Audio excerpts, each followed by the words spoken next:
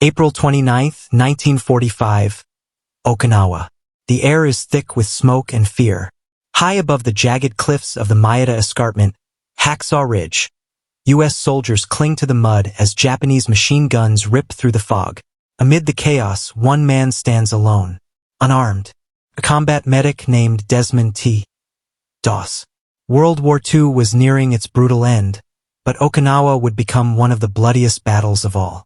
The island was the final stepping stone to Japan, and both sides knew it. The U.S. 77th Infantry Division faced a fortress of Japanese defenders who would rather die than surrender. And right in the middle of that hell stood Doss, a devout Seventh-day Adventist who refused to touch a weapon. Many of his own men mocked him. Some called him a coward. But Doss held to one mission: to save lives, not take them. When the order came to scale the ridge, wave after wave of soldiers were cut down. The escarpment became a nightmare of blood, mud, and smoke. As darkness fell, the cries of the wounded echoed across the plateau. Hundreds lay trapped behind enemy lines. The survivors retreated, but Desmond Doss stayed. Alone, under fire, he crawled through the carnage, dragging the wounded one by one to the cliff's edge. He tied each man to a rope and lowered them down, whispering the same prayer: "Lord, please help me get one more." Hour after hour, he refused to stop. Bullets tore his uniform.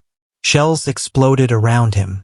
But by dawn, 75 men had been pulled from the jaws of death by a man who never fired a shot. When his unit returned, those same soldiers who once laughed at him now refused to fight without him. For his courage and faith, Corporal Desmond Doss became the first conscientious objector ever awarded the Medal of Honor. He went to war without a gun, yet his courage thundered louder than any weapon. Because sometimes, the greatest acts of war are the ones born from peace. If you were inspired by Desmond Doss's story, hit like and subscribe for more true World War II stories of courage and humanity.